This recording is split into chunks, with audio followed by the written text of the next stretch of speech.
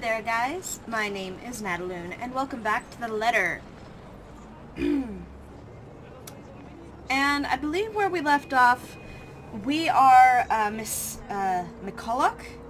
I think that's how you say her name. I am terrible at names, so forgive me.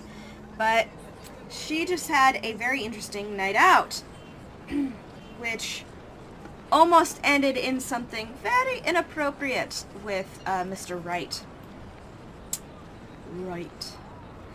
And to top it all off, see, I started off with just a blah, blah, blah. They had somehow forgotten to inform me that they didn't own the Ermengarde mansion yet when they hired me. What sort of person does that? Ugh, rich people. I think I've said that a few times. I could do nothing but twiddle my thumbs at this, however. Twiddle my thumbs and wait for the go signal. It's not like I can accept other smaller projects. This is a big job and I should be ready to start it on any time. Not to mention that my PA practically begged me to be patient and wait this out. It was a hard decision to agree, but I did so in the end. Besides, I'm doing this for the Ermengarde mansion, not for anything or anyone else. I'd have a headache, whatever I do, anyway. I'd go to the pub again, but seeing what happened a few days ago, I'd rather not end up in bed with another potential client. And it might be a huge leap in logic, but a library is the next best thing after the pub. I have to go there anyway. I need more books for Dad. Plus, I also need to return the ones I borrowed last time. Finding a new book or two to read for myself while I have nothing to do isn't such a bad idea either. So on a Saturday morning, I find myself going to the only library in Luxburn to hopefully cool off. After returning an Urzuli and a poetry book by Henry of Podbrady, or Brady, I asked the librarian about the several titles on my list, though I don't have much luck on that front. Dialogue with Death has already been snatched, and she bluntly said that she did not keep our mathematical universe for someone who didn't return books on time. I make headway at least when I ask about Siege and Rendition of Havana by Jacobo de Pizuela. If you count her snarling and pointing at the history section as headway, that is. The history section is devoid of any other except for myself and a redhead, though I'd wager a guess that Red's just passing by to get the classical literature section. So many books, so little time. Scanning the books and seeing so many wonderful titles gives me great pleasure. And that's when I spot it. Hello, sailor. Why don't you come to Mama? History of Luxburn Architecture. That's not the naval battle book I was looking for, no. It's even better. The newly acquired History of Luxburn Architecture. First edition, too. I know, I just have to get it. I've been waiting to get my hands on the book for so long. The fact that there's only one copy proves to be a problem, though, when Red reaches out for it the same as I do. I think I had this first, miss. Aha! There you go. I can only stare her down when she refuses to let go of the book. Refusing to let go of it as well, I raise a brow at her in hopes that the fact that I was significantly taller than her would intimidate the girl. Nope. Ain't gonna work on short girls. Doesn't do it. Even then, she refused with a rebellious look. This isn't exactly light reading, miss. I mean, do you even know which architect was at the forefront of 18th century Irish architecture? A beat. She blinks. I can't help the smirk on my face, which is wiped off when she opens her mouth. Edward Lovett Pierce, who established the Palladian style through his work with Castletown House and the Irish Houses of Parliament. This bridge was destroyed in this year to delay French troops while under the regency of Mary of Guise. This is not what I was expecting. Let's be honest, how many people would know these history facts? Aside from me, anyway. Going right to the obscure ones, aren't you? Easy enough. Tullybody Old Bridge in Clackmannanshire, Scotland, on the January of 1560, if we want to be specific.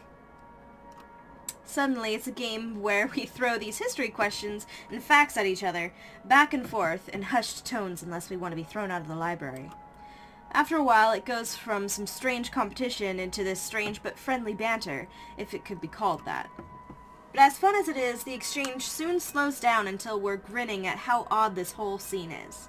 Marianne McCulloch, my desire for potatoes doesn't quite match what the stereotypes suggest. Rebecca Gales, the Scots' supposed hatred for the English wasn't enough to stop me from teaching their little spawns. Oh yes, I forgot that McCulloch is Irish. By then, we had forgotten about our little tug-of-war, although she still holds the book in her hands. I'd let go of it without realizing when she answered my first question. Well, it did kind of shock ya. History teacher, then? Got it in one. No wonder you gave me a run for my money. Now, if we're talking about architecture, I'd blow you out of the water. You're from where? Luxburn Uni? Oh no, just St. Goretti's. Ah, yeah, St. Goretti. You'd think a school would choose a more appropriate saint to name themselves after, especially when they have very young students. And I'm guessing you're an architect, if you're so confident about the subject. Interior designer, Miss Gales. Please, just call me Rebecca. You aren't one of my students, are you? Marianne, then. I could have said that I was an architect, but there's no point in explaining why I wasn't one anymore. So, I've never seen you before. I'd like to think I've met every history aficionado in town. I blame the rock I've been hiding under, of course. That, and I'm usually only here on the weekdays if time allows. Work often has me meeting clients on the weekends. That must be interesting work. It allows for some creative freedom, sure, but it's like working with children sometimes. Though you probably have it harder working with actual children. The hardest part is convincing them that your idea is their idea. That sounds exciting. It is! But isn't that true for any workplace, though? We just cross our fingers and hope there aren't any man-children in charge of important things. Any big projects right now? I can't imagine that interior designing is a frequent thing. I'm working on the Ermengarde mansion. Lucky me. That mansion. Intach. Wonderful. Breathtaking. I can't wait to start in it. Now that is beautiful architecture. She pauses. It looks like she wants to say something at my mention of the house. I'm not surprised. That place is certainly popular with the locals, especially with the urban legends attached to it. In the next second, though, she seems to think better of it and drops what she's about to say. So, do you have a portfolio or anything I can take a look at? I'd love to see your designs. Maybe you have some on a tablet? I've met some designers before, and they're always going crazy over these virtual room apps or another. A tablet? Please. Callicrates didn't need those silly iTabs when he built the Parthenon. I certainly don't need one to design a house. The computer back at my place is all I have. Why should I buy such an expensive gadget that will just get outdated within a year, when what I have is just as functional? The traditional ways had a far more personal touch, in my opinion. Not to mention, those smartphones are awful tools of procrastination. I can attest to that. I am always on this thing. I can't even count on one hand the number of people I see going outside only to have their eyes glued to the things. And fuck touchscreens. They're evil things that make typing what should have been a simple task harder. I do have an online portfolio if you'd like. I can... Speaking or thinking of the devil seems to have summoned it, because before I can even carry on, Rebecca's attention wanes as she pulls out her mobile. For what I can only assume is a call, she gives me an apologetic look before standing up and excusing herself. Off farther into the aisle she goes for some privacy. I do my best to give it to her as well, trying to tune her out. Well, is something wrong? Lunch at the coffee house? Sure, I can make it. I'm not too far. I can be there in 10. But with how quiet the surroundings are, she can't blame me if I overhear snippets of her conversation. When she returns with a sheepish look on her face, I know that our friendly chat has to be cut short. Sorry, I have to go and meet with some friends. It's fine. Totally fine. No need to even apologize. About the book. Her embarrassment increases twofold when she realizes she's still holding on to History of Luxburn Architecture. I don't give her time to think about it as I put a hand up and shake my head. Fishing out a pen and paper from my bag along with one of my business cards, I hand them over to her. You know, I'm busy with work, so I might not even be able to take a peek at it anytime soon. You can go ahead and have it, but you'll have to ring me up when you're returning it just so I can snag it right away. Deal? She makes quick work, penning her number down and handing it back to me with a grin. Deal. Just message me during school hours, of course. You have a good day then. You too. With Rebecca gone, I'm left alone standing in the history section. Although my original plans were simply to sit down and read a good book, our little pop quiz, if you could call it that, made the time pass without any of us even realizing it. It was fun, and I do believe I made a new friend. Good job, Marianne. Even with the talk of lunch, however, I don't feel like grabbing a bite to eat. There are still other books to be read here, and I'm hoping to find something that will help me while I work with the rights. Something like How to Deal with Arseholes Professionally 101, just in case. I've dealt with a lot of uppity, snooty, and rich clients before, but it's still better to be safe than sorry. Because Luke Wright just takes the fucking cake. And he probably manages to eat it too. It seems the world is conspiring to keep me from my me time as my mobile vibrates in my pockets the moment I find something from the shelves of the classic literature section. Marianne McCulloch, Charlie Rose Design speaking. Oh, Miss Cooper. Rose Cooper here, Miss McCullough. I hope I didn't catch you at a bad time or anything. But I just wanted to check in and tell you that we've got the clear to hand over the documents. Rose. Y'all remember Rose? She was horribly, horribly killed! Madam Wright told us that we should forward the floor plans to you. Already? How did they go through the process so fast? Surely there's so many red tape even to acquire the forms and the transferring of rights. No matter how rich the rights are, it shouldn't be this quick, right? So, if I can just have your email, I'll be sending them your way. See, she has a smartphone. You look at this, that's a smartphone. But she obviously does not like it. I'd actually like a physical copy of the floor plans. Oh, I suppose that's fine. I'm not at the office right now, but I can inform Miss Santos of your request. I'll make sure to drop by the office after lunch if that's fine. Not a problem. Right. Well, cheers. Right. Cheers. I don't know. I just don't. Is there some sort of deeper miscommunication when we last met? These things take time. It's been, what, a day? Less than that, even. There isn't even a point in trying to make sense of these people who seem to be larger than life. As it looks like I'm on the clock starting today, I might as well eat. Grabbing some fish and chips from one of the street food stalls, I find a table to spend time with a copy of Marquis de Sade's The Crime of Love, since Rebecca left with the book I wanted. I've read this one before, along with the rest of his works. This would be the 8th time, in fact. I've been there, done that. I think I've read The Hobbit about 10 times. But it's always nice to read through it again, when I don't have the time to enjoy something new.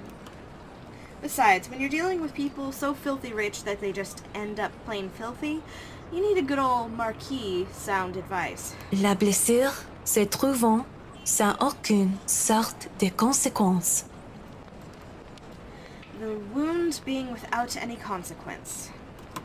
Of course, it's folly to think that things have no consequence when everything actually does. Briar Realty Corporation's Luxburn branch isn't too far off from the city center, just a few blocks away, and I can easily eat and walk. I'd rather use this time to rest before I go into a flurry of activity. No doubt there'll be so much to do once we get hands on the mansion. Still a lot better than working on another condo, at least. Yeah. Surely, no matter how much BRC and the old owners put into the restoration and preservation of the place, any big repairs would be superficial at most. I'm quite certain that in their haste to sell the property, they did a rush job. It isn't an infrequent thing to do, despite how it is frowned upon. There'll be a lot of hidden issues that I will need to weed out, and I have to make sure I find every single one of them, especially the more serious damages. Structural integrity is definitely on top of the list we will have to consider. The building might look sturdy, but is centuries old. That alone will likely pose a few problems here and there, put limitations on what we can do. Besides, despite how much I detest these rich snobs, they can pay rather handsomely, so long as I do an excellent job and do more than necessary. Those two things always made sure the referrals keep coming. I don't even have to hunt down projects myself.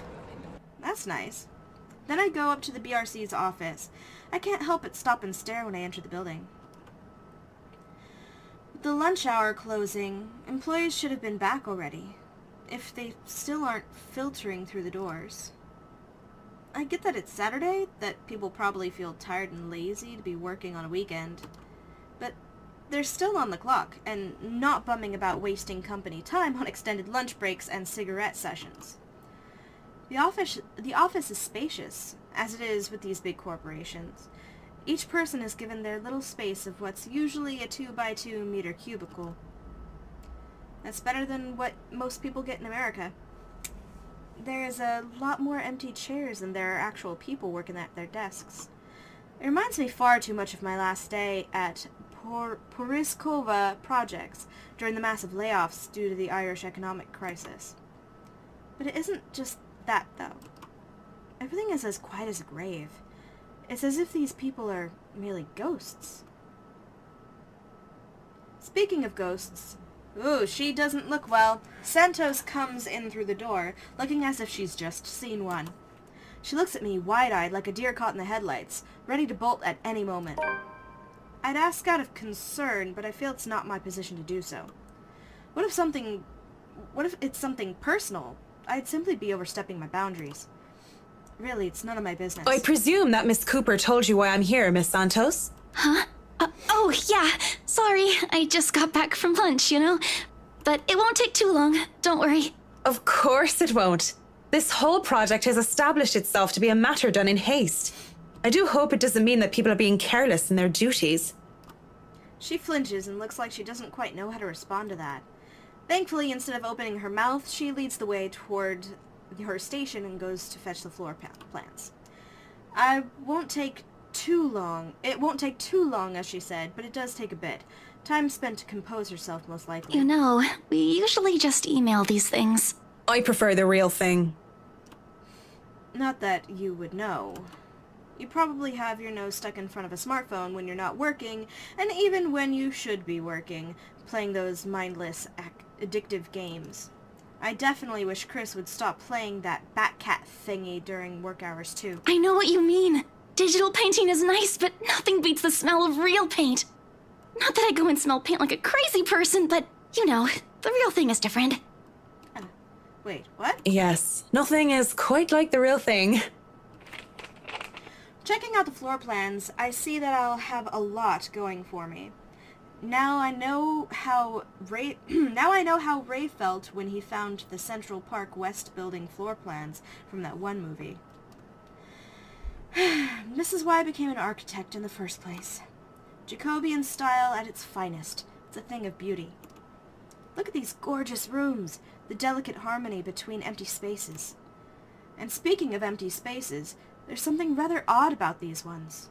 I feel a bit silly saying it out loud because I've never lived in a big house, let alone a mansion. But during the tour, I had the distinct impression that the rooms were bigger. Maybe the scale is wrong? It's not much of a problem, and it is an old house. There have been little details here and there that I would have liked to address during the open house too, but it was all forgotten in the wake of Miss Santos's incident and the trouble with ownership. The wine cellar is going to be a problem. I shudder to think what sort of repairs they did to the place. There might have been things that were swept under the rug, pushed to the dark corner of the rooms, and hidden away in barrels. Water damage could have been covered up. There had been floods due to heavy rains in West England just last year, after all. And if there's any sort of damage to the house's foundation, that's going to be a lot of work.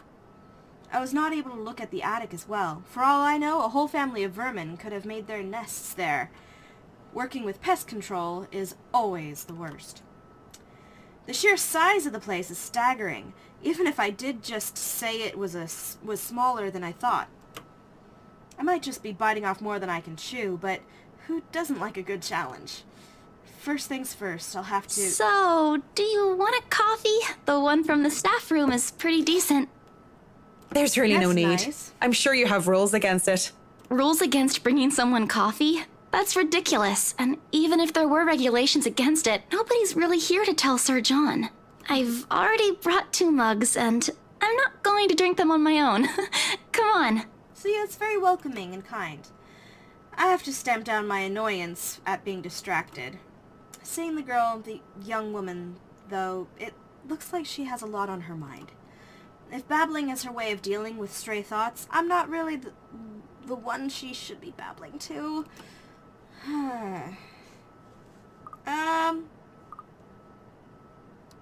Yeah, ask her what's up. I give her time to speak up, but when she just stares, I clear my throat. Yes? You have something to say? As embarrassment creeps up on her face, I snatch one of the coffees from her and take a sip. Too hard. Just thinking and speaking off the record, it must be fun what you do. You go to people's houses and you make them, well, pretty. You're sharing your art with them. It's a little bit more complex than that. But if you put it that way, it is fun. I wouldn't have done it for 7 years if it wasn't a little bit fun, I guess. These big clients always have paintings in their homes. Do you have a supplier for art pieces? I didn't expect to hear such a question from her, seeing how well she handled herself yesterday. I didn't doubt then why she was assigned to an important sale like the Ermengarde mansion, despite the little accident she had. Now, she just looks too young, too nervous, and unsure of herself, although her enthusiasm must make up for that in spades. In fact, I wouldn't have believed it if she had introduced herself the way she is at the moment. Why, watching her now, she actually looks like she should still be in college. Acts a bit like it too. Well, when I think about it. I thought she was a teen slumming it out in the mansion when I first saw her there, lying on the ground. Surprise, surprise, she turned out to be one of the estate agents handling the The property. clients usually support artists of their own choice. If they don't, I'm always happy to refer those that I know. That's cool. They're very picky. I don't think a hobbyist will have an easy time getting their work sold. Hey, I'll have you know I was a student of the fine arts. And yet, here you are, selling property. Maybe you weren't a very fine student of the arts. That's a bitch thing to say. Maybe I took that a bit too far? Yeah. Jeez, lady. She bites her cheek and it looks like she's barely holding herself back. Yeah, you deserve to be bitched out right now. It's not like I had a choice. She mutters it under her breath. I could barely even hear it. But the hurt is there, and it makes one wonder what brought it on. Although it is understandable if for reasons what I think it is, very few people make it big in the art world. I can see why she'd be upset about it, with that enthusiasm. I didn't have a choice when I left Ireland. It was that or years of unemployment. The recession and the toll it took on the construction industry was out of anyone's control. I don't know what choice she wasn't able to make, whether it was about her being at art school or something else. But the world isn't a fair place. And the sooner she accepts it, the better. Still, with that forlorn look on her face, I can't help but sigh. The girl reminds me far too much of myself when I was younger. Well, if you're thinking of commissioning your paintings, I'll have to see your work first. See, that's a little bit it's making not. it up. I didn't mean it making like up for that. it. I don't have any paintings. Really? You sounded a lot like you still did art or want to. Now I'm starting to worry that you might just like the smell of paint. I'm not a paint huffer, sheesh. I just mean I don't make much anymore. I don't really have the time for it. Yeah, The tools and materials aren't exactly cheap either. that's very true. Everything has a price. It sounds like you're making excuses for something you're presumably passionate about. If you really want to practice art, a little out of your wallet isn't much.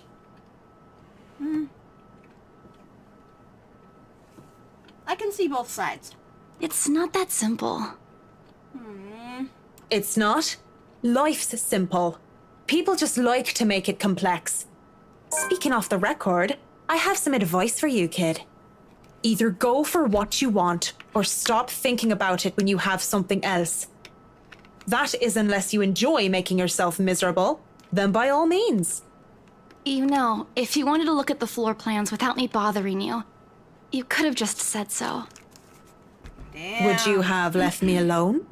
We'll never know now, will we? A strained air settles in the room afterwards. It doesn't help that she doesn't immediately leave as she has said, lingering awkwardly by the door, with that downcast expression. You were a bitch to her! It's clear there's more she means to say, perhaps to even defend herself and her choices in life. Or is she expecting me to dish out more of that advice? You know you're being a bitch. It's an awkward affair, and I choose to hightail out of the realty office as quick as I can. Though I'm able to keep myself professional at all times... though I am able to keep myself professional at all times does not mean I like it. And seeing that most of the day has already gone by before I realized it, I choose to head back to my flat instead. Despite today being a Saturday. No fun, but at least this way, I can definitely avoid another unpleasant encounter. Considering how much I'll be seeing Whiskey in the near foreseeable future, I have a feeling I'll need all the rest the weekend can give me. For the first time in a long while, excited as I am to work on the mansion, I cannot wait to be over and done with this project.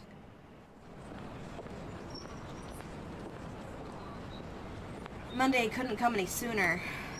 After taking the floor plans from Miss Santos the day before last, I spent most of my Sunday drawing up plans and calling in my suppliers. Although no design choices have been made yet, I'm quite sure that they'd want high-end appliances, the most expensive materials, and the most pretentious everything.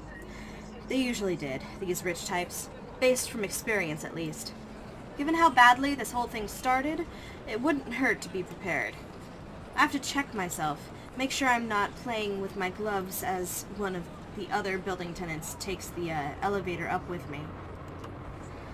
It makes me self-conscious when the woman's eyes go over me, and I'm sure she was going to point out some perceived flaw in my physical appearance. But I'm saved from being paranoid when they went off a few floors later. Still, the ride up to my floor is nerve-wracking. Very self-conscious. The Wrights lived at the very top, the penthouse, the creme de la creme when it comes to condominium and urban living. Just getting access to the place is an ordeal of its own. I had to jump so many hoops, so many security checks, just to secure a key card. Not only because of building management, but because of the Wrights' personal security. It sometimes felt like I'm being interrogated for a crime and not visiting a client at their home. Even when their personal assistant called in to help out and verify my presence, the process is aggravated rather than hastened. Speaking of the devil, the elevator door opens, and I'm greeted by none other than Whiskey's not-so-little lackey. I do apologize if I kept Mr. and Mrs. Wright waiting, but I'm here now and I'm ready, so if I may, where are they? They've just woken up, but they should be down soon. I'm surprised to see you made it through security, and only 5 minutes late. You said I'd be through security soon, and it took half an hour. Define soon in this context. I'd make myself comfortable if I were you. I'm going to go and put the kettle on. About the tea, I don't want to intrude or anything. The sir does not like being woken up by the whistling.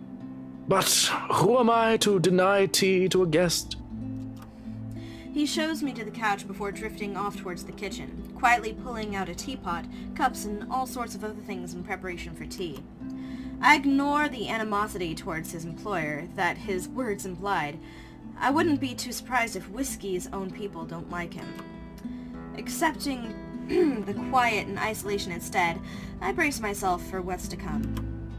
In this case, soon apparently means more than 5 minutes, or even 10. I sit in their living room, just waiting.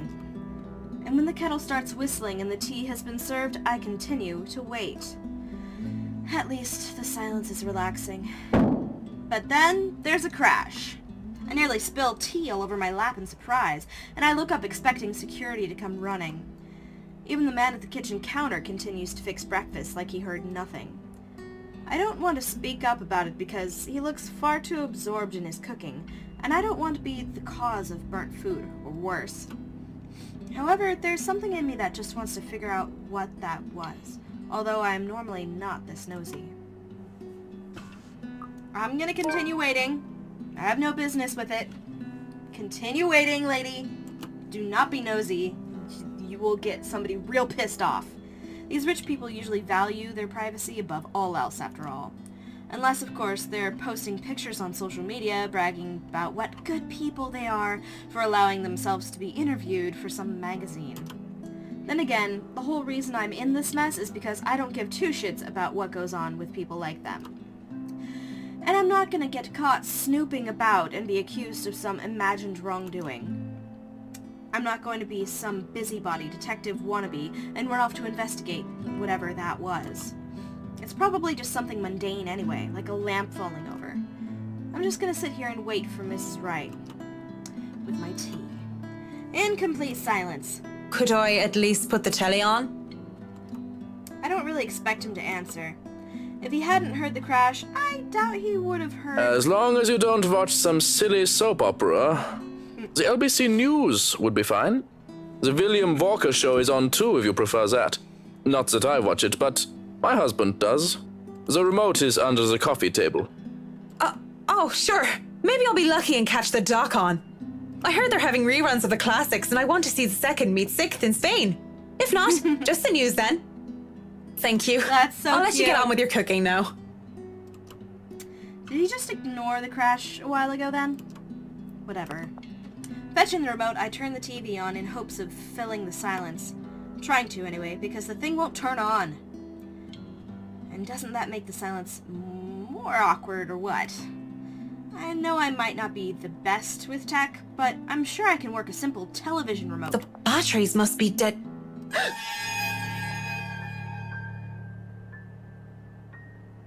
Oh god! There's blood everywhere. Help me, it says in red. I look at my own hands and find them clean, yet I can see my grisly reflection gaping back at me. And though there's nothing staining my skin, I can feel the sticky and warm feeling of blood dripping down my cheeks. I should be worried. Instead, I feel my attention drawn towards her. Her. Beautiful blonde hair, her soft lips with skin so fair and swaying hips. I want nothing more than to hold her, plant my lips on her neck, and run my fingers through her hair. She laughs, and she smiles when she looks at me, but where are her eyes? Temptation is gone with an instant as I recoil, horrified at this reflection I'm seeing, only to back into something, or rather, someone. Miss Wright stands there, twirling a lock of her blonde hair, a soft smile on her lips, and a hand on her hip. I almost back away, but I ground and remind myself that this is my client. And whatever I just saw, well, it wouldn't be too far-fetched to say that perhaps I'm going a bit daft. It would be preferable, of course, to think that it was all a trick of the light or the makings of an overactive imagination. Good morning, Mrs. Wright. I'm sorry, I didn't see you. Have you been standing there long? No, I just came down and saw you were having a hard time with the telly. We must have forgotten to change the batteries. Are you all right, dear? She just wanted You're to watch looking a some bit Doctor pale. Who. She just wanted to watch some damn Doctor Who and relax. Haven't you had breakfast yet? No, I'm fine. I had breakfast already, Mrs. Wright. I just need... Well then, you mustn't have had enough breakfast. I'm all for a good diet, but that's the most important meal of the day. Johans is cooking up pancakes. Pancakes will make anyone feel better, he always says. We can sit down and tuck in. You'll feel right very as rain welcoming. once we get some fluffy, syrupy goodness in you. And are you sure you're fine, Marianne? You're shaking. Looking down at my hands, I can see I'm trembling. Really? Just because she looks so much like her? I'm becoming a damn train wreck. I've been seeing her in my dreams and hearing her voice ever since I met Mrs. Wright at the mansion. With so many blondes in the world, what's different with her? Ooh. I'm not feeling too well. Let's go with that. Ah! No!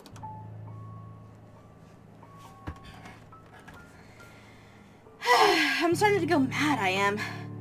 There's work to be done, and the clock isn't going to stop ticking while I go about having a breakdown. I should go to the loo, splash water on my face, and snap out of it. At least, until the end of the day, if I can just last that long. I think I just need to excuse myself for a minute, if that's all right. She places a hand on my arm, gentle as can be. What? No. What if you suddenly fall over or faint while you're all alone? You can just sit down right here and I'll go get you a glass of water. Or would you like some beer? That's how you are nowadays now. Drowning everything in booze. No, I don't want anything to drink. Just... I must have said that forcefully, judging by the look on Miss Wright's face. But why does she care? It's not like we're friends. This is business. I'm either well enough to conduct it or not. Why would she pretend to be concerned when I'm simply a means to an end? Just seeing Miss Wright reminds me too much of her. And maybe I'm starting to see and hear her again when I shouldn't be. I've tried so hard to leave everything behind, to forget them and move on. But that small touch and her voice in my head have nearly set me off the edge. And in an instant, all of her memories come flooding back. I'm so sorry. I didn't mean to snap at you like that. Just give me some breathing room, please. Please, give me a moment. She doesn't respond. Just before the situation gets any more complicated, Mr. Wright comes in. Good morning, ladies. What a wonderful morning it is that I wake up to such a beautiful sight. I do hope you two are getting along. I smell pancakes. I do hope you two are considering a diet just so I can have them all to myself. Don't be a pig, Luke. You eat all of those and you might stop fitting into your tight suits. What? I'm not a pig. You don't think I'm a pig, do you, Marianne? With his saucy smile and playful wink, I can't help but think you are a bit of a pig, Whiskey. I don't know, Mr. Wright. I'm an interior designer, not a zoologist. The only That was a sounds great she must be response. familiar with are statement of works. Well, don't be a bore. You two might not be in a rush, but I'm going to go ahead and feast. If you dawdle too long, he'll hog all the syrup. Rich people are so eccentric. Come on then, we can discuss business over food. That's always good. There's no denying the clients when they invite me over to the table. Though it is too personal to share a meal in their home, it would be terribly rude to deny their invitation. Ooh. Oh, pancakes. Besides, the pancakes did look and smell heavenly. A bowl of clotted cream, fruits, syrups, jams, and other spreads are laid out next to them, making for a colorful arrangement. If this was a brunch with friends, I would have gladly helped myself to the whole lot. But, as it is, I accepted just a few pieces of pancakes and topped it off with lemon and sugar. You know, I was a tiny bit serious when I said I wanted a helipad. Oh my god. And you're not serious about the greenhouse, the vineyard, and the stables. Well, I do want those too, but I know you'll agree to those. We're talking about interiors here, honey. You don't handle exterior designs and whatever handles those sorts of projects do you, Marianne? I'm able, actually, and willing to take a project of that nature. I was an architect in Ireland before. Of course, that's another contract entirely. I also suggest we finish the house itself before working on any additions to the rest of the property. There won't be any problems about ownership this time, will there? Pardon if I'm crossing a line, but the acquisition was rather quick. Oh, don't you worry. We've got everything sorted this time around. I've talked to Miss Cooper and Mr. John from BRC, as well as the old owners. Everything has been paid in full, and all we're waiting for is the paperwork from the land registry. They're letting us move in as soon as we please.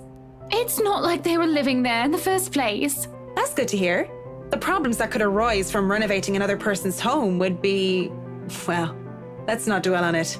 First off, we'll want to know how you want the place to look. It's pretty furnished as is, but I understand if you want to modernize the whole thing. Actually, I'd prefer to keep the place looking as it is, but at the same time, I want modern appliances. You worked on the Ludgate's Christchurch summer residence. I do remember there being an oven I thought was a simple drawer before. Make them look vintage, antique, blend in with the rest of the decor. Customize appliances then. I can't find someone for that, and if you can't tell me what you specifically want, it'll hasten up the process. We're talking about electronic appliance manufacturers. If you have a preferred brand to work with. Splendid! So, what is next on our agenda? All the other interior designers we've hired in the past did not have us this involved. I stop. What sort of half-baked designer did that?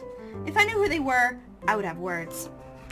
This isn't the time or place for it, however. Instead, I use this brief pause to pull out the floor plans I brought with me. We'll have to figure out what you want to do with the rooms.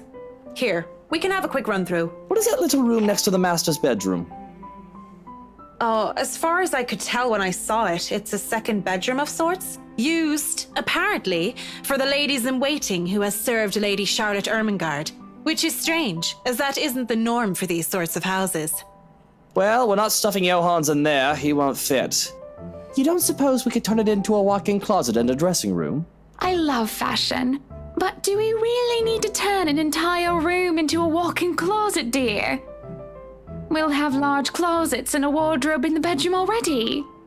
Says the one who takes 3/5 of our closet. Well, what do you suggest we do with it? I thought a utility room of some sort would be nice. A craft room where I can do fun things. Or maybe a children's room might be nice. You know, for when Kylie comes over. Or if Rochelle visits once she's had a baby. 1, you are not inviting that witch. And 2, there's a whole mansion for Kylie to play in. We don't need a children's room, and you don't even do arts and crafts. I'd like to turn the guest's room and the study into my personal office, by the way, if you don't mind. You can turn it into a personal office if I can have my utility room. It's just the one room of the many. I'm taking that room for myself, no matter what you say, dearie. So you might as well take this deal. You're always out doing business anyway. The real problem is the theater. Whatever are we going to do with all that space? Theater? Theater. Where is this theater? That is awesome. I want to have a theater in my freaking house. Fine. We can turn it into our own personal cinema, I suppose. Might as well have it, if you plan on not having a telly in the parlor. Yes, well, I don't want guests to be glued to the telly when they come over for a meal and some tea. By the looks of things, we can keep the rooms as what they are on the ground floor, though. The ballroom would be perfect for parties. Do we really need a dining hall, though? I don't suppose we can't convert it into a garage. What for? You can park your cars outside. What about that room? Right there, in the northeast corner. Okay, he said northeast. The subtitles say northwest. That's sleeping quarters for the household help? Oh, that is perfect! Johans will be glad if we have other staff members who stayed in. It'd be convenient so they don't have to make the trip from Luxbourne to the mansion when they're needed. You'll definitely need a lot more people to maintain a property of this size. The mansion is really a lot bigger than I thought. Look at all these rooms. I didn't even know there was a music room next to the parlor because of what happened. There was a grand piano in there too, when we checked during the tour. Did you hear that, Luke? Maybe you can take up playing the piano again. Oh, you should have seen him when we were younger, Marianne. It's not like I was very good with the thing. Oh, hush you. You were no Mozart, but I loved hearing you play nonetheless. He'd come over to my home and he'd play such fun tunes. He'd sing too, and I'd dance, and it was just... Mr. Wright playing the piano? I can't imagine it. But the earnest way in which Mrs. Wright said so told otherwise. Anyway, what do you think of these plans, Marianne? Are we not even going to consider one of my requests? Not even just a closet or just a garage? Now, that isn't fair, is it? You're not the only one who's going to be living here. I hardly see how that's unfair. I told you you're getting your office and your theater, the greenhouse, the vineyard, and the stables. That sounds fair, does it not, Marianne? Oh, God.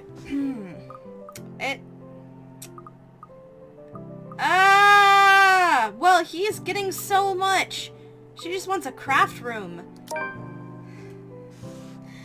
Mrs. Wright has her points, though I really didn't want to butt into the spat of a husband and wife.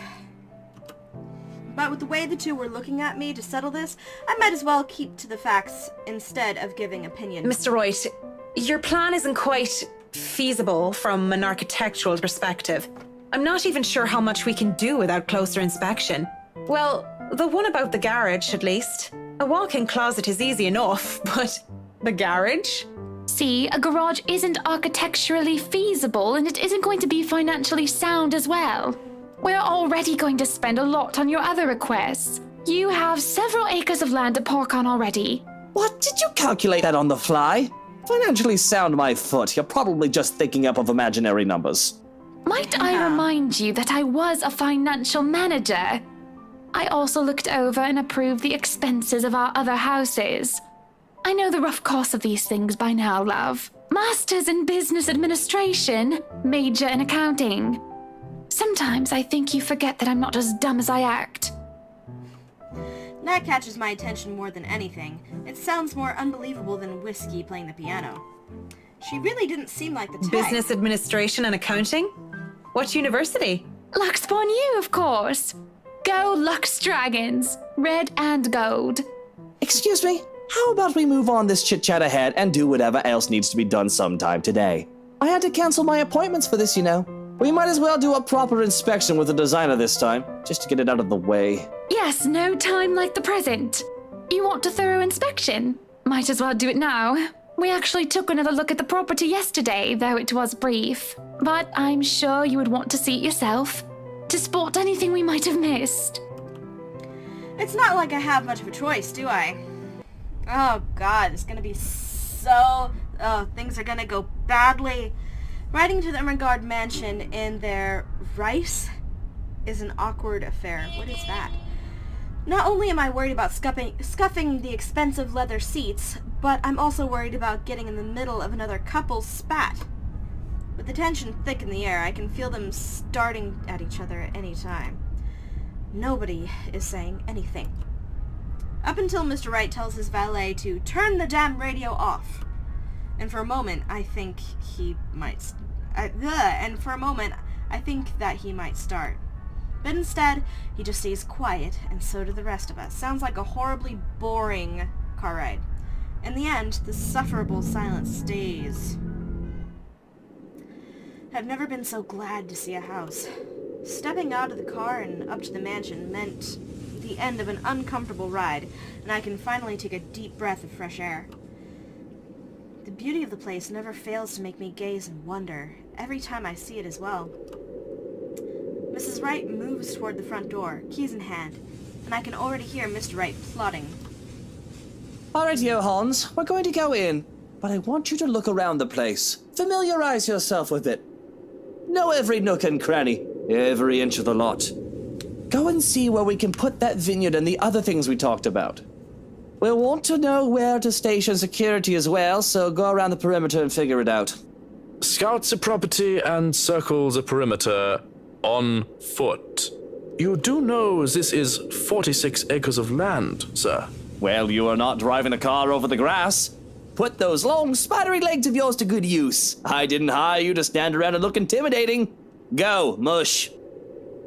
This guy's such a dick. Someday I'd like to ask how Johans can even stand and tolerate the man. Why doesn't he just quit? Certainly the pay can't be that good. Even I'm a bit put off by our mutual employer, and the only thing that keeps me from bailing is the fact that we've already signed a contract. At least, I'll only be working with them during the duration of the project. He works with them every day. Sometimes I think you hired me to make me suffer for your amusement. Someday I'd ask. I feel a bit bad for him. If it's any consolation, he'll be away from Mr. Wright, if only for a little while. Ugh, that spooky music. were able to enter the mansion after a bit of standing out there in the sun. This wretched, strange sunlight is far too alien and rare. There had been a bit of a problem with the missus not knowing which key was which. The first item on the agenda would be the grand staircase. Excuse me. It seemed sturdy enough during the open house, but a closer inspection might say otherwise.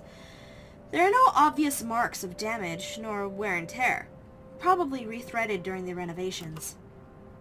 Peeking under the grand carpet, the wood is properly installed, with the bark placed down to prevent cupping. The carpet itself could use a vacuum, though. Structural conditions, from what I can see without actually dismantling the thing, look to be in good shape, and the handrails and support posts are firm. The work on it should be commended. I can't look much more into the rest of the foyer, however, because Mr. Wright starts to hurry us into checking the dining hall. So, what do you think? Certainly we can't turn this area into a garage. It's Jacobean architecture. I'd say these would be pilasters and not buttresses, but you never really know. They really liked mixing up these elements. You could say it was pretty avant-garde at the time. We might hit a support beam if we're not careful. And in layman's terms? From what I see here, we could risk great damage to the house if we try to turn the dining hall into a garage. The man didn't look too pleased at this. There's a look of disappointment before he sighs and looks around the place with an air of defeat.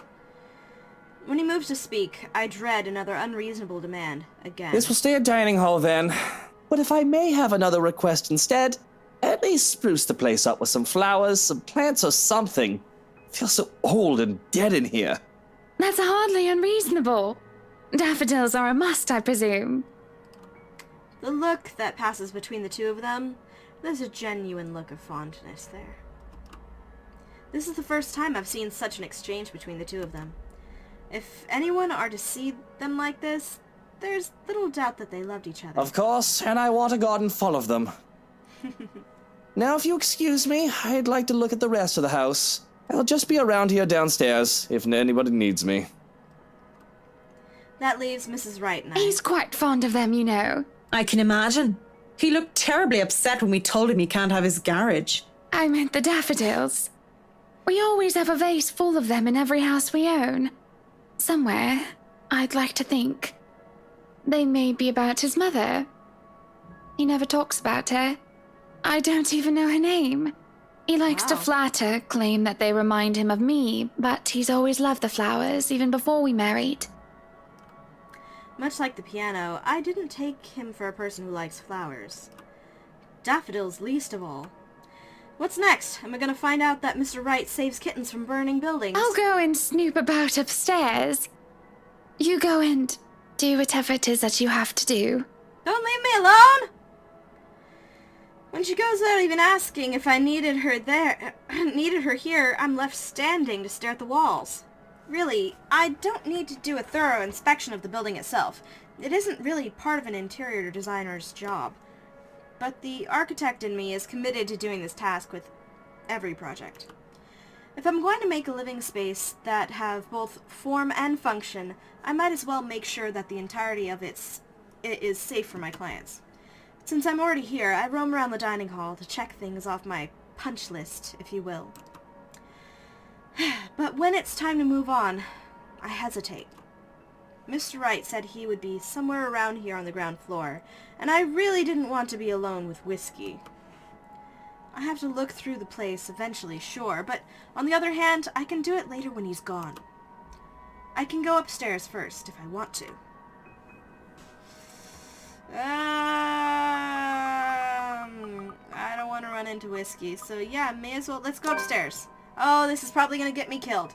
Oh god, no! I've already seen enough of this floor during the open house. It's true. Of course, I know that it's just a convenient excuse. I just don't want to be in the same room as Whiskey anytime soon. So I might as well just go upstairs first. Spooky music again! The banisters on the grand staircase's landing are solid and at a proper height, and they'd be lower and they would be trouble. It's gonna be bad. There's a small catch on the carpet, though.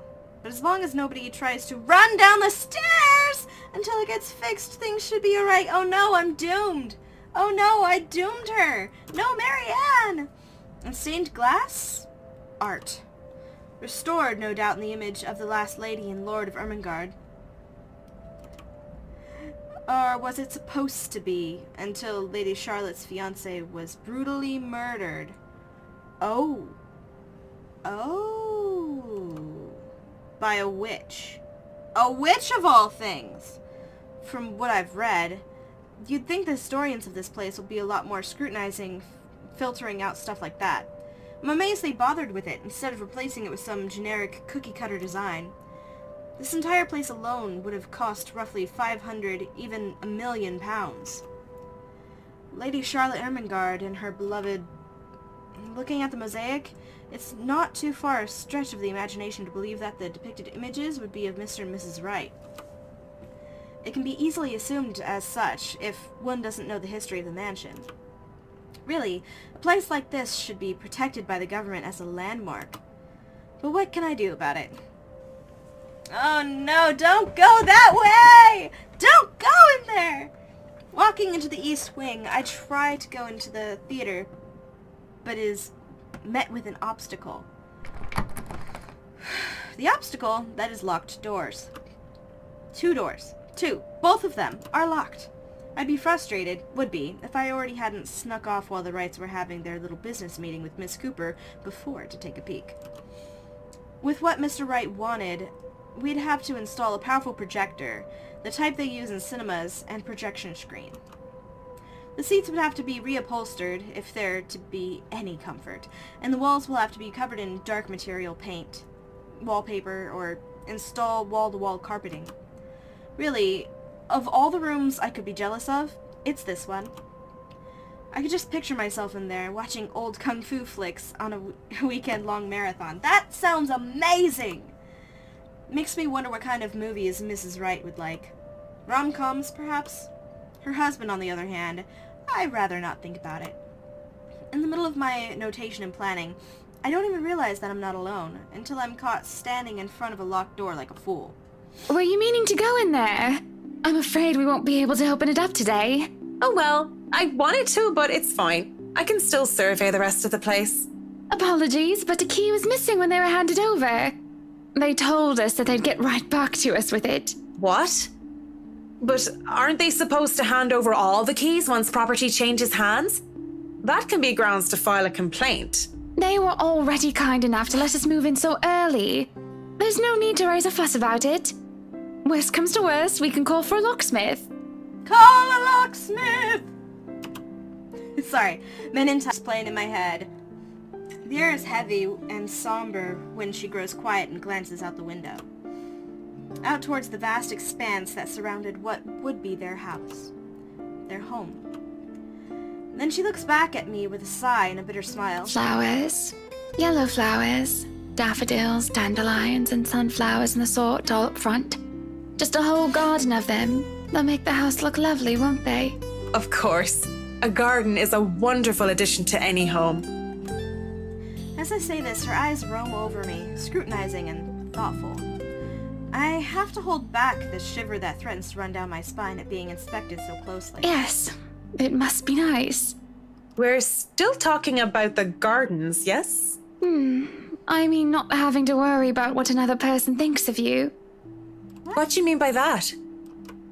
She lifts her hand and points to her wedding ring before it falls listlessly to her side. Sometimes I wonder what would have happened if I didn't marry Luke.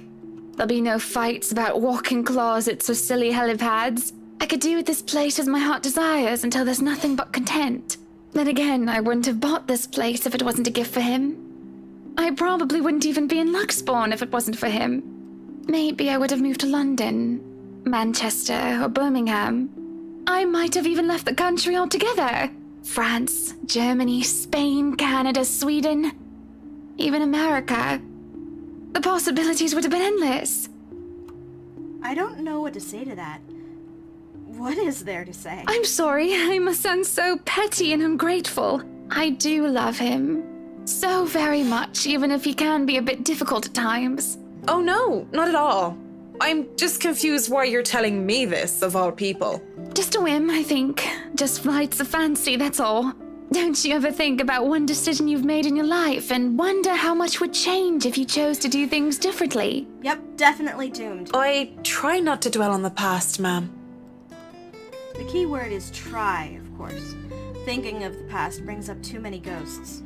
Memories of her. And I do wonder what would change if I just said yes when she asked for me. Maybe she'd still be with me.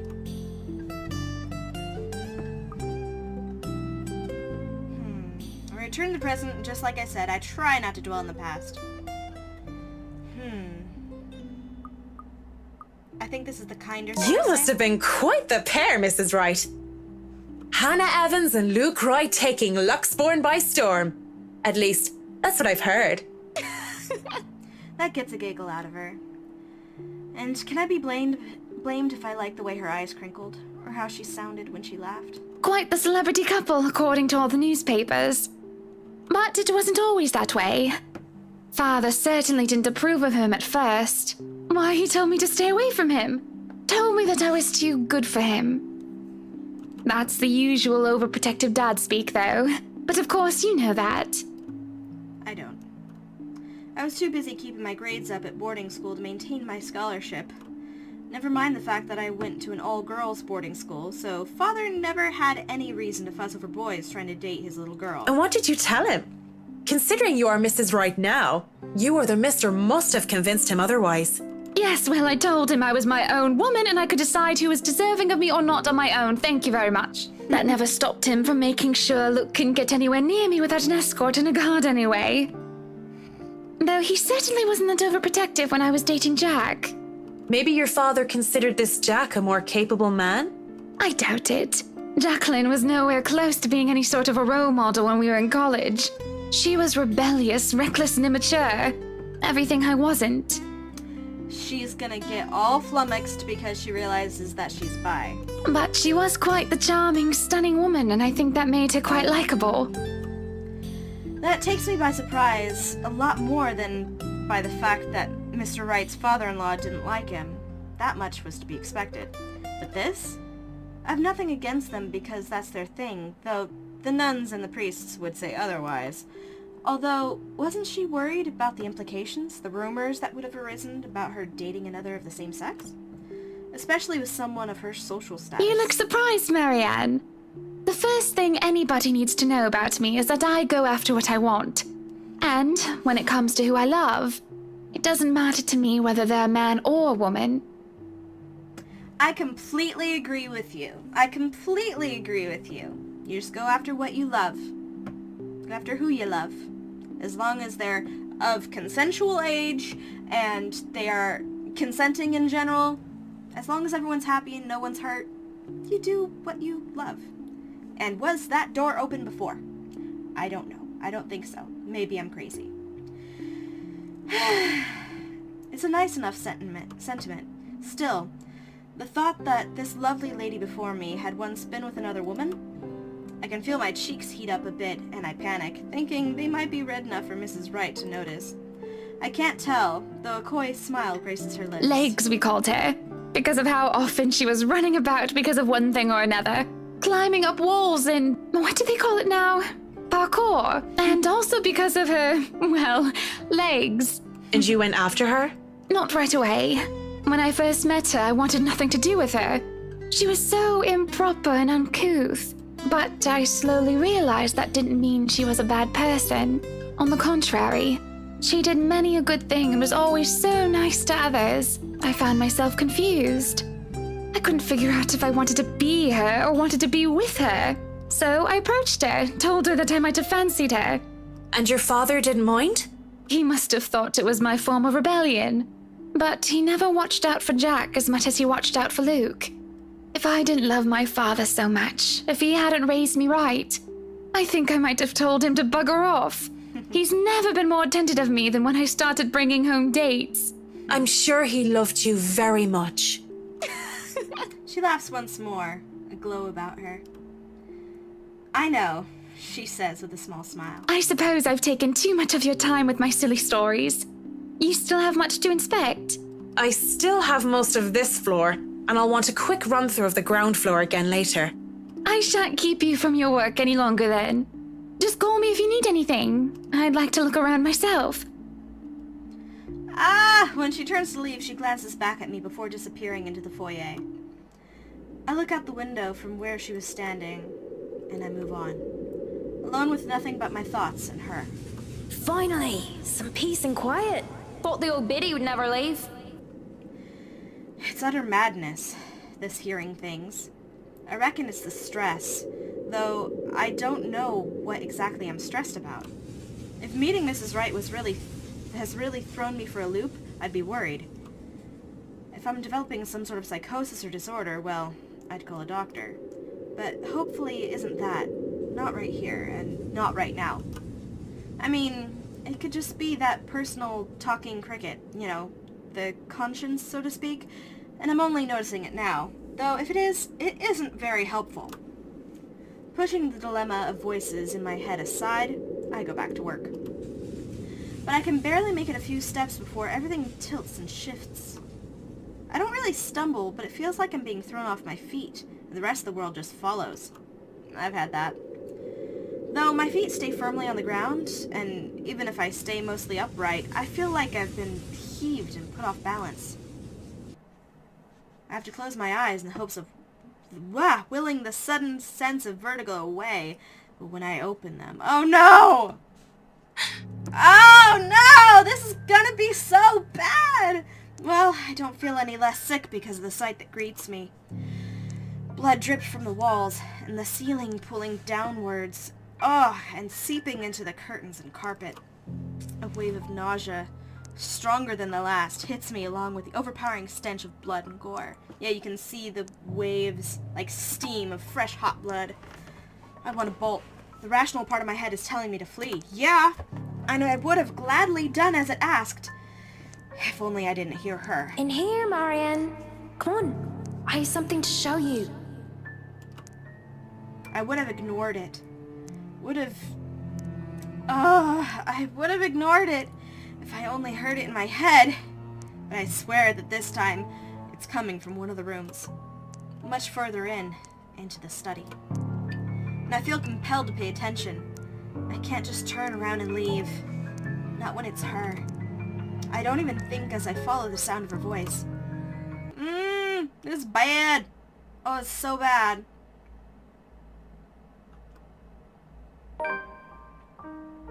Oh. Lorraine. Lovely Amanda Lorraine. La Sœur Fiona. She was my friend, the only one that I had at St. Samphans. I was a scholar, the charity case, in a school of privileged and prestigious young girls. They all looked down at me, if they cared to look at me or acknowledge my presence at all. All except her. Oh, stop your crying. You know better than to listen to Maeve. Why, I gotta teach that butterface a lesson. Wait, no, lass! I don't want you getting into trouble with the sisters again! Relax. It's not like I'm going to stomp her and her lackey's arses flat like last time. Come on, let's just go back to our dorm room. I don't want to be on my Tobler while you go get yourself punished. You'll be fine. Gip's there with you. Lorraine was there when I needed her, through my highs and lows. Having her as a friend made being in a strange school, away from my father, all the more tolerable. She saw this poor, helpless girl who was kept down and shunned by everyone else, and being the kind soul that she was, she rescued me. So brave and so beautiful. She was something else. I'll eat all the chocolates stashed away in your closet if you go. I can get more. Just don't go complaining to me if you get a tummy ache because of that. Well, you don't want to get detention on a weekend, do you? It's a Friday. We can go to town and have some karaoke. And we can have a go at druids and demons again. You're not going to miss that just because of Maeve, are you? Sometimes I question what I did to deserve a friend like her. In the darkest corners of my mind, where traitorous thoughts lurked, I I thought that she only felt sorry for me. Maybe she was just being a good Samaritan, offering a helping hand. And perhaps I had been too selfish to return the favor. You have a point. I'll just kick her arse on Monday then. That's not what I mean! I know what you mean, Em. Wait, where are you going? You just told me you wouldn't cause trouble. I still have something to do. Don't worry, it's not like I'm going to burn down her dorm room or something criminal like that. I'm just going to talk to her. Maybe I'll make it so that her room smells like a dog's air biscuit. That'll make it an excellent weekend. I'll see you in a bit, Marianne. Lots of tumblers. Because when she told me that she loved me, I couldn't admit that I felt the same way. Not to her, and not even to myself. It was wrong. I was taught that way. Husband and wife, one man and a woman. Unclean, impure. I prayed for her and I, for our sins and for salvation. I wanted to apologize for disregarding her feelings so callously. It must have been like a slap in the face to her. But life had gotten in the way. Exams which were trivial in hindsight, now, look, took top priority. I had to keep my grades up to keep my scholarship for my father. I told myself I'd apologize to her when those were over, that I needed to focus first and not let anything distract me. It had been easy when she avoided me like the plague. She was upset, I get that. Uh-oh. I don't like the dripping. That's not good. I thought I had the time to make things right, but... At 7 in the morning, students found a 5th year dead. Assumed to have fallen from her dormitory window. They told us that it was an accident. That was the official statement. But I knew better. She was dead because of me. Maeve had a hook and I kicked the bucket, didn't she?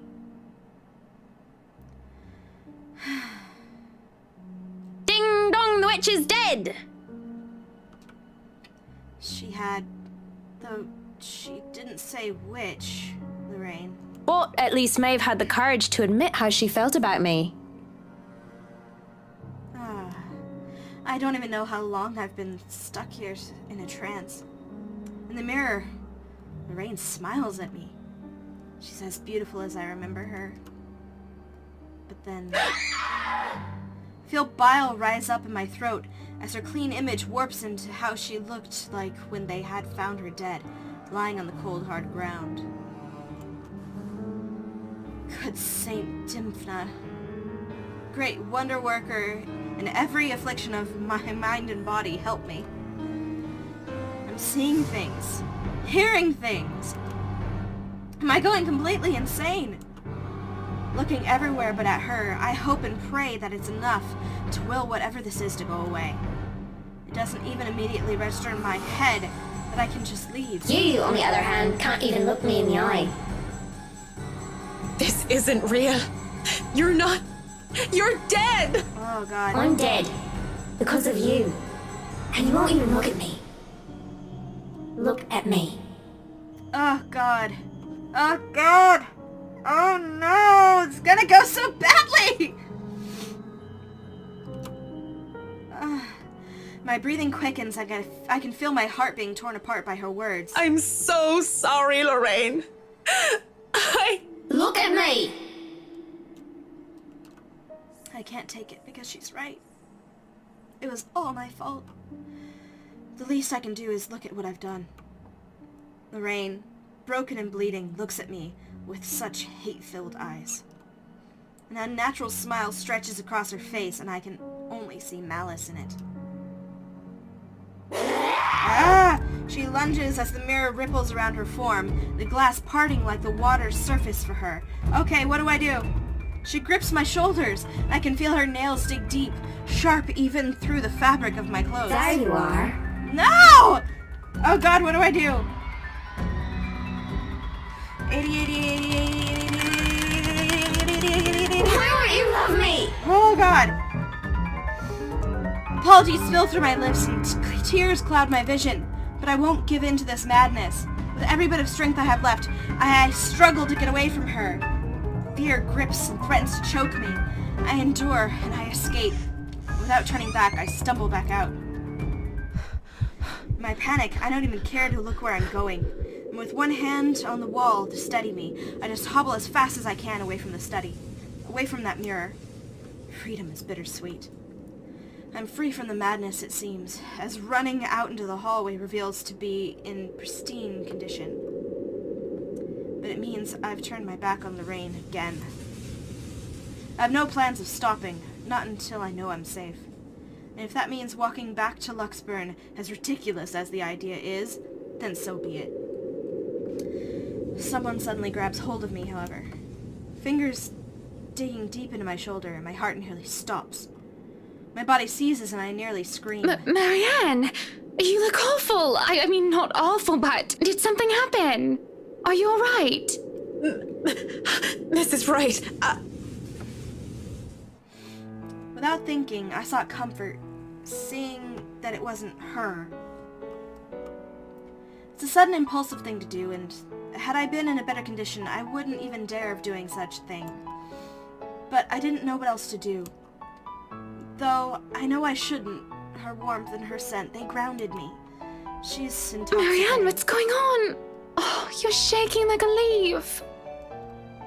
Tremors run through my body as soon as my mind realized I'm no longer in danger. I wanted to cry, scream about what I have seen, but like a scared child, I couldn't control myself. My mind couldn't reconcile with what I had seen. I should just write it off as a figment of my imagination, yet I can still feel her nails cutting into my skin. Are you sick? Should I call for a doctor? I'm sorry, Mrs. Wright. Just feeling a little woozy and lightheaded is all. Let's get you somewhere to sit down then. Come on, don't worry, I have you. A lie. But a whole lot less complicated than telling her I was attacked by a dead girl. When the feeling of fear eases off, I feel nothing but shame for my actions. I quickly back away as I clear my throat and nod my thanks. I think I've had enough looking around. If it's all right with you and Mr. Wright, I'll meet you outside. If you're sure, I'll have the car started. Do you need assistance heading downstairs? I'm all right, ma'am. Just go on ahead and I'll be right there. It seems to placate her worries, though only for a brief second. Before she heads down, I don't miss the concerned glance she shoots my way, hidden quickly under another smile. I won't begrudge her for it. That worry. The look on my face must have been a strange enough sight on its own. Even I'm still reeling from whatever that was. Her voice still whispers in my ears. After all these years, she's still... No, Marianne. Shaking my head of the thoughts, I drag in a breath and follow shortly after Mrs. Wright. Whatever has happened in the past, it's long gone. It's only memories now. And those are things I can no longer bring back. It's already dark as we make our way out of the mansion. With no lights, we're only illuminated by the headlamps of the Wright's car and the stars up above us. The sight of them helps me compose myself much more than several minutes of being alone did. The car's engine is running, yet the two still stand out on the lawn. Mrs. Wright is busy, eyes up to the stars. And Mr. Wright, arms crossed, has his eyes down on the ground. It's the crunch of the grass under my heels that brings their attention to me. About time. What took you so long? A minute longer and I'd think the house swallowed you all up. Oh, hush, dear. I'm sure she has her reasons. Marianne doesn't seem the sort to idle. Sorry, I was just checking on something important. See, business is business and they take time, love. You should know that better than anyone. So, Marianne, what do you think? Are you the woman for the job? I know we already signed papers hiring you, but I want to be 100% sure that you are committed. I glanced back toward the mansion. Knowing what I had seen there, or rather who I thought I saw there, because there's just no way. Not to mention how I acted towards Mrs. Wright, for goodness sake. I should feel the slightest bit hesitant. I was lucky. I've seen enough films to know what happens when a promiscuous woman enters a haunted house. This is my chance to turn it down, make excuses, say I'm not up for the task, but I need to take care of my old, sick father. Just pay the fine, which is probably outrageous for a contract like this, and let it go. I should turn it down. But for some obstinate reason, I can't. In the same manner I haven't let go of her, of the regret that has shadowed me since this day. Much as I hate to admit it, even to myself, seeing her again, a mischievous glint in her eyes, the loose tendrils of her hair curled round her forehead, it's something I've terribly missed. And now that it's here, almost within arm's reach, my father would tell me, sometimes you just simply have to go through with it. Consequences be damned. And well, I really don't have any logical reason to say no.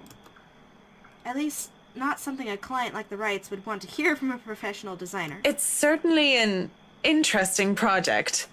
You can be sure I'm seeing it through the end. Such dedication! Oh, I do love the determination. You were always determined like that, weren't you? Hearing her voice once again sends a chill running down my back. I can't wait for this day to be over. From the mansion through Anselm, I rode with them in silence. But as soon as we hit city proper, I asked to be dropped off and bid them good night. I thought it best if I didn't stay too long in confined spaces with either Mrs. or Mr. Wright. Both seemed to cause me serious trouble, and if the project had been any less interesting or grand, I would have dropped it without a second thought. Would have, should have, won't. Would have, shouldn't have, won't. I assure them that my place isn't that far off, and I have to fight off the urge to roll my eyes and groan when whiskey throws me a little smirk. But even in my own home, peace is elusive, as is sleep. I lie awake thinking of what I saw in that mansion, of who I saw. If I so much as hear a single whisper from her, if I so much as see a wisp of her hair, I'm afraid I'll go mad. But none of that happens. It makes me feel hollow.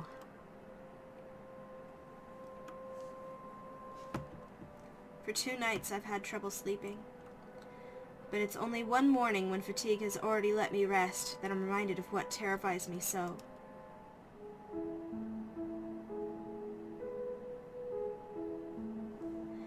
Alright guys, I think that's gonna be it for me today. There we go. I think I've been recording for probably about an hour or so by now, but that was really cool. We got to know more about the characters, more about Mariana. I think she's a very interesting character. I expected that she had a lot more background, but I didn't expect something as tragic as this. Poor thing. But there's no excuse for being an arsehole. So, thank you guys so much for watching. I hope you enjoyed this episode as much as I have, and thank you for following this through the series. I know it's really long-winded, but I enjoy it. I enjoy a good story, so that's why. And I hope that my narration isn't too terrible. So, of course, guys, thank you guys so much for watching. If you're new here, please hit that subscribe button. If you liked the video, please hit that like button down below. And, of course, you guys have a great day.